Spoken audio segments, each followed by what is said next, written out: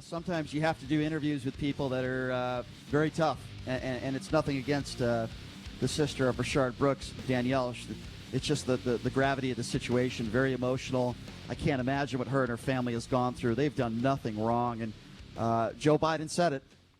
It's even, he said it to the George Floyd family. When you have to grieve publicly, it's even more difficult. We're taking your phone calls at 257-5396. Your reaction to that interview, certainly a riveting one when his sister said, my father just said after George Floyd was buried, boy, I don't want our family to go through something like that. And here we are now a week later. All right, taking your phone calls. Let's start off with Tim. Tim, thanks for waiting patiently on hold. What's on your mind? Hey, what's up, Tim? Hey, sir.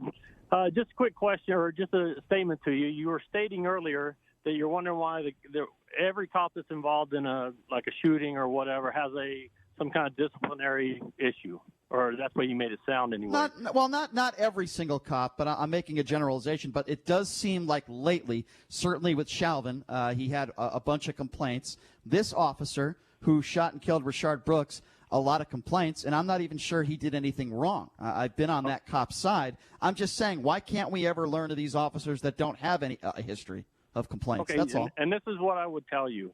Let's just go. Let's say I'm a 20-year officer. And in 20 years, I've worked nothing but the hardest parts of town, and I go in there and I'm doing my job, and and every now and again, you're going to get those complaints. People can complain for anything, whether it's discourtesy, whether it's, he didn't do nothing for me while he was here, or, he shouldn't have arrested that person. So they can always file that complaint. You have to understand that. So I do understand that. I do understand. Those complaints are taken, and they are investigated through either internal affairs or through a supervisor, depending on the severity of the complaint. And so if I'm a 20-year officer, and let's just say for some reason today I get into what is considered a questionable shooting, and you go back and go, oh my God, he had 25 complaints over his career. Well, that doesn't mean anything because. All right, so here's my opinion. Okay, I hear point taken. I hear what you're saying. Here's my opinion when it comes to this. It is possible. All these complaints, maybe the officer didn't do anything wrong, but it is also possible that the officer did do something wrong. Absolutely. And as you know, in the history of law enforcement, I can tell you it's very difficult to hold police officers accountable. Now, I think it's getting a little more publicity now than maybe it did even 10 years ago. A little. But you know what? I don't have a problem with that. Brian, it's all we've talked about for a month. I don't have a problem with that. Okay. Sir, as a news reporter, I have a background in the news business for almost 20 years. And I can tell you I've covered cases, including a shooting that took place right here in Las Vegas involving two ice cream trucks, a married couple. Witnesses who I spoke with said that a woman who was shot had her hands in the air, no weapon present, and cops shot her. I spoke to 4 witnesses who told me that, who saw it, but yet that officer was never held accountable. There were no body cameras. So while I understand your sentiment and what you're saying, and you're absolutely right, anybody can file a complaint, doesn't always mean that they're wrong when they file a complaint. I think it goes both ways. And you're right. I get where you're saying that there's, like you said, that can be construed as I guess what I'm saying is you're overall, all departments have what we call liability. And liability makes it so that when someone makes a complaint or a shooting is investigated, the department is going to be liable up into every part of that investigation.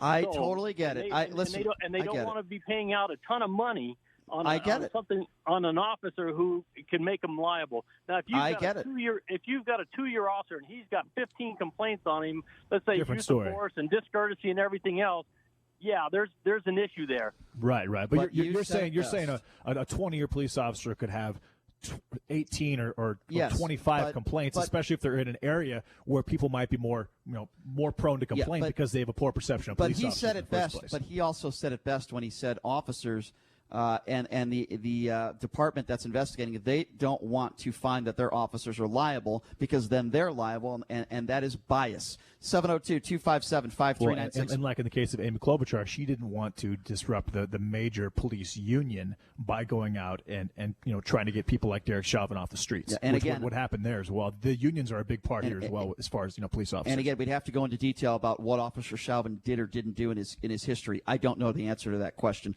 Let's go to Art. Art, you're next on the Vegas Take. Hey, what's up, Art? How's it going? I just wanted to call in and kind of share a personal experience that I had back in 2006. Same scenario, I was at a drive-through. I passed out. I shouldn't have been driving. Cops showed up. Multiple cops showed up. They pounded on my window. And then, I got out of the vehicle. I did the fuel sobriety test. I blew a .18. I shouldn't have been driving. And I did not resist. And luckily, I'm not in the same situation as what the current one is. I did survive. But then looking forward to it, that cop, until he did save my life by putting me in the drunk tank and then pretty much taking me off the road because I shouldn't have been there. So, right. This is a tough situation to talk about, but I did not resist. I did not fight. I did what I had to do. I did what the cops told me to do. I got arrested. I did my time. I went through what the whole justice system had to do for me, and here I am to talk about it. So, can I ask you, how many years ago did this happen?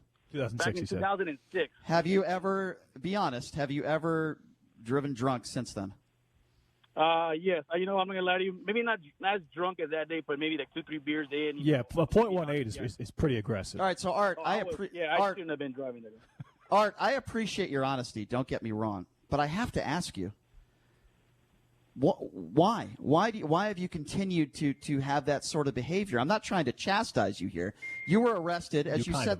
The cop saved your life. Don't you think it's a little? And again, I'm just being honest with you here, sir. I'm always honest on the show. Don't you think it's a little bit selfish that you're continuing that behavior? You're going to kill somebody. Exactly, it is. But being honestly is like that day. I don't drink like that ever again. But I'll be a liar if I'm telling you I don't drink and drive no more. Yeah. I do have 1 or 2 beers at a family gathering, and then good. It's two or three beers and blowing a .05 is way. A .18 is almost 2.5 times legally intoxicated. Art, you have to be drinking, I appreciate 4 or 5 drinks an hour for 4 hours. Art, I appreciate your honesty, sir, and I'm glad that your behavior has changed somewhat. Please be careful out there on the roadways, and we're glad that situation didn't escalate. 702. Thanks a lot for the call, Art. 702-257-5396 is the number to call. Let's go to George. George, you're next on the Vegas Take. Hey, what's up, George? Good morning, gentlemen. How you doing? Good. Great. So first of all, I'm really very, very sad for the lady, and I understand what you said. It could end up many different ways. Now, I'm only going to take like 30 seconds of my life story. Twice, I was pulled over by DUI. The officer did the check and says, turn around, you're under arrest. Both times I did what he said. He put me in the car. Now time went by, and I got caught again, and I'm on the freeway. And I'm thinking it's my 3rd time, and then 3 times, that's boom. I think it's automatic 25 years. I pushed both officers and ran away, right? They finally caught up to me, kicked me a couple times, put those braces on me really hard, and put me in the vehicle. But so if the man would have just said, turn around, you're under arrest, and got in the car, none of this would have happened. Well, obviously. I mean, and that's where it started, and I agree with that. And then where it ended was when he turned around with a taser and shot it at a police officer. So, listen, that's obvious. The guy would still be alive today if he didn't resist. I don't think anybody would disagree with that statement. And I think that his sister kind of confirmed to us that he most likely does have a criminal record, and had he not resisted and had he gotten this DUI, it would have not gone well. He could have spent some time in whatever situation. Yeah, I understand, but I'm just focusing on what took place that night. And this gentleman who just called us is absolutely right. If this guy does not resist arrest, and even worse, if he doesn't turn around, I think if he doesn't, even though he had the taser in his hand, I'd be willing to bet if he didn't turn around with the taser, he probably wouldn't have been shot. 257-5396 is the number to call. There's no question Rayshard Brooks, his actions help lead to what took place. And also, from the officer's perspective, this guy he's probably 6'5". He was a big guy. He's running around intoxicated. He's got a taser, police grade quality taser. At that point, he is a danger to other people in different neighborhoods. So, Darren Porcher was totally correct when he said you have to bring this guy into custody. There has to be some personal. They had to do something there. There has to be with some personal responsibility. But besides the personal responsibility, now the law is going to dictate whether this officer is going to be charged or not. And it does appear, breaking news, that the Fulton County District Attorney is now officially considering charges in the police shooting of Rayshard Brooks. Let's get back to the phone calls. This is going to alienate so many police officers nationwide. Let's get back to the phone calls at 257-5396. Let's go to Joe. Joe, you're next. Hey, what's up, Joe? Good afternoon, gentlemen, and I commend you on the interview. That's the kind of dialogue that's going to hopefully keep something or make the situation that we don't hear about this as often. Having been somebody in Las Vegas area who's actually had police officers put me in handcuffs for something that, could have escalated. I was in my company vehicle. We had just come back from a camping trip, and we got home late. So, I was working, and I got a little tired, and I was behind a Subway where I was going to go get some lunch, and I saw that I had my knife that I had taken for the camping trip, and I used for work at that time to open up boxes. I proceeded to start sharpening it, and next thing I know, I'm hearing a tap on the window. I had fallen asleep while sharpening my knife, and I had a knife on my chest. And I had a female police officer who was substantially smaller than I am, and she told me to turn off the car and get out, and they handcuffed me. And that whole situation could have gone a completely different way, and I don't believe that. I have a great respect for police officers to the point that my son was in the, volunteers, and he was going to be a police officer until he had an untimely death. And, if I believe we have to get back to what are we teaching our kids? I always tell my kids, hey, when they stop you for speeding or something like that, always keep your hands on the wheel. Don't reach up for things. Can I take it a step further, though? Let me just take that a step further. I agree with what you're saying, but what do we do if we have a single mom raising 3 kids in poverty that has to work four jobs to put food on the table, and they're being brought up without a dad? This happens in those types of poor communities all the time. Okay. I think that's a big issue. So you have a very valid point, but why are we not addressing that? Because we should. I talk about it on this show every day. Yeah. These people don't want to have that conversation. I agree. We had a president for 8 years who grew up with a single mom, supposedly. He never addressed it, and he was one of their people. Why didn't he bring it up? Why didn't President Obama? Why does Joe Biden is running on a platform now that he understands their plight? Hey, man, you were the second in charge in this country. Why didn't any of this ever come up? Why is it now institutional racism? That's the problem. There was no racism for 8 years. What happened? It's like every time a Republican is a president, that's the only time we ever have institutional racism or homeless people in this country. Well, who's saying that? What person is saying that? Local newspaper. You can go look at the Review Journal. You can look at the Los Angeles Times. You can look at any of these newspapers. There's only seems to be these what do you mean? in our society. But what do you mean, sir? A guy with an R next to his name. But hold on a second. With all due respect, you do remember Ferguson, don't you? You do remember the Trayvon Martin situation. Yes. And who was the president at that time? Why wasn't these things addressed? But they were talked about. People on the street. But, sir, they were talked about back then, and there were many of protests going on then, maybe not to the extent of what they're going on now. Not even close to what's going on. And I do believe they were covered in the newspaper. No, they were covered. Okay, but the Ferguson situation was covered. Hold on a second. This is 10 times what those situations whether it's 10 times or not, I don't understand what this guy's saying. During the Ferguson riots and the Ferguson protests. He's saying that media and specific politicians are pandering to generate a specific racist vote during an election year. Okay, well, we've had systemic... and this happens every 4 years in an election year. It doesn't matter whether I completely... And it's hard to argue against it. Well, I completely disagree with what that guy said, that because there's a Republican president, we don't have systemic racism or it's not talked about in the media. That's completely not true. The Trayvon Martin case was one of the biggest news stories of the last 20 years. The Ferguson case was one of the biggest news stories in the last 20 years. It was covered on every single network. And when did Trayvon Martin Baltimore happen? in 2015. And Baltimore, yes. When did Trayvon Martin happen? Trayvon Martin happened, I believe, in Barack Obama's first term in office. I think it was his last year of his first term. Yes. So? That's the point that he's making. What? What do you mean? He was what he's saying, it was an election year, though, for Barack Obama for his second term. So what? So he's saying that what's going on is specific members of media and politicians are trying to rile up a race and to generate votes during an election year. That's what the caller was saying. Okay, well, I just don't disagree with Well, this. the difference between it being an election issue and then I think what he was trying to say was that it wasn't covered in the news. Yeah, totally not accurate what that guy he just said. It wasn't in the Review Journal. Or I think he's just seeing what he wants to see because he might be a Republican. I will think he's say wrong. one thing that's very interesting is that these Confederate statues that are being removed all over the place, and Christopher Columbus statues. The military bases. Barack Obama was asked that question specifically, and he actually said that did not need to take place. So I think that is kind of interesting. All right, so we're talking about Danielle Barbine. We just interviewed her, the sister to Rayshard Brooks. We just interviewed her. We're taking your reaction, your calls on that. 702-257-5396 is the number to call. Let's go to Will. Will, you're next on the Vegas Take. Hey, what's up, Will? Will, go ahead. You're next. I think we just lost Will. Let's go to L. L, you're next on the Vegas Take. What's going on? Hey, L. Good morning, guys. How are you? Doing great. I would like to say that woman was really sad. It just breaks my heart. But there was a case not long ago involving a white guy, young white guy, home invasion, took guns, killed 2 people, went on the run. We knew he was armed and dangerous. For some reason, he has now been apprehended. He is in jail. He's going to get his day in court. I think this is what black people are saying. Why do blacks always end up dead?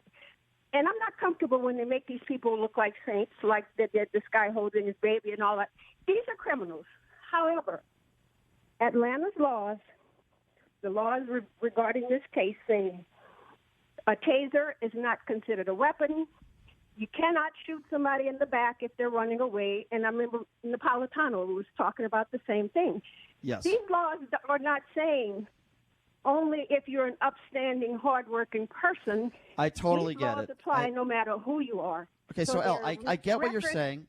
I get it. Okay. El, I get your point, but here's where I would disagree with you a little bit. Now, I'm on your side when it comes to systemic racism, and as I've said every day on this show, I am for the BLM movement, the peaceful protesters that want to be treated as equals when it comes to law enforcement. I totally understand that. But with that being said, and I've said this before, the narrative that innocent black people, or even just black people in general, are being gunned down and killed by police, if you look up the statistics, that's not factually accurate. Now, is there harassment? Is there police brutality? Could it be race-related? Absolutely. I do not deny that. But black people are not being killed by police at the rate that you are insinuating. No, I'm not saying. I wasn't insinuating. I was only talking about the laws and when you're allowed to shoot and when you have to take. Now, look, remember when Judge Napolitano was saying the laws that are on the books, they want to change them. If these laws apply to just hard-working store people with their businesses, wouldn't you say a higher standard should be applied to policemen? I agree. I agree. That's why he's going to be charged, because the laws on the book say it's not a weapon and you can't shoot people in the back. He's going to be charged. Now, this might be one of those cases where he might be charged. He might be charged. He might be charged, but I think there's a lot of gray area here.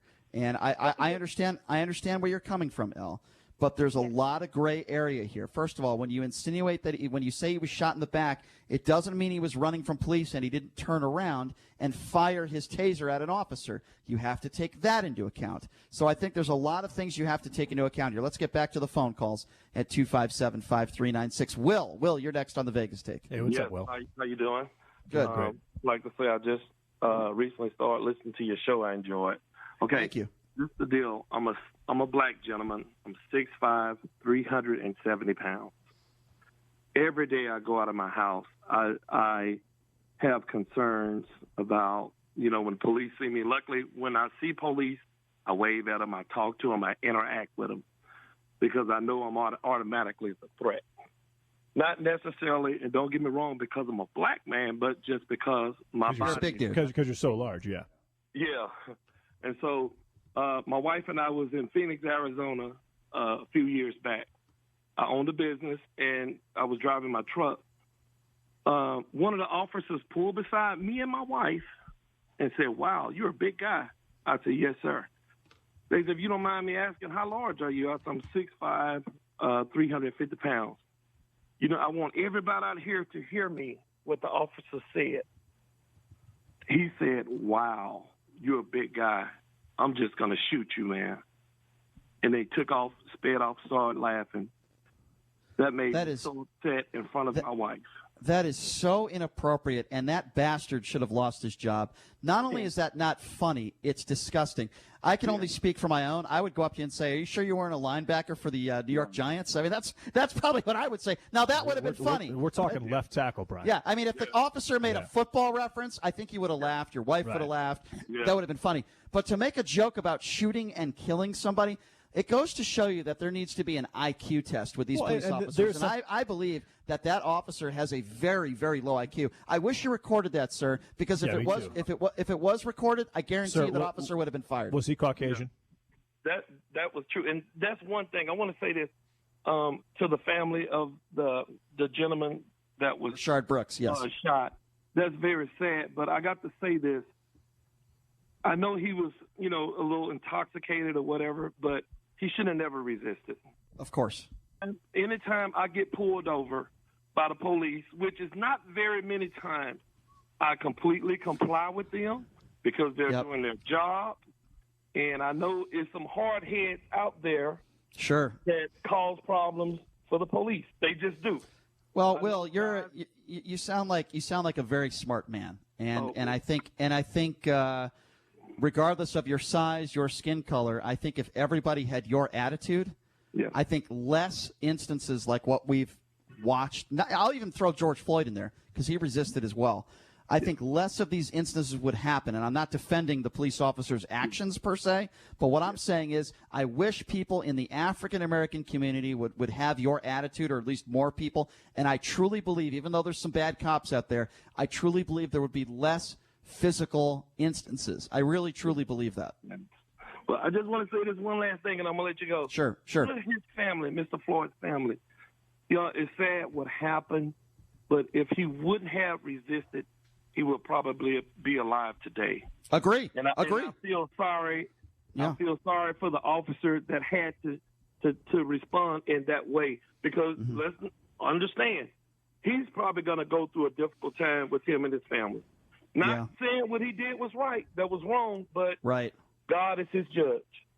Oh, Will, very well said, my friend, and I wish people had as much common sense as you, and I think the world would be a safer place, and I think police officers would behave better, and I think citizens would behave better. Thank you so much for your phone call. We really do appreciate that. Great call, Will. Thank you very much. Holy smokes, 370 pounds. That's a big dude. How sad, though, that you have an a-hole police officer. See, that's the kind of stuff I'm talking about. Officers and that's out there because you do have some police officers who didn't get the girl in high school, who weren't exactly great athletes, or who just kind of like to control people and to abuse people and to kind of be dominant because they never had a chance to be dominant over the course of their life. And people like that do not need to be police officers.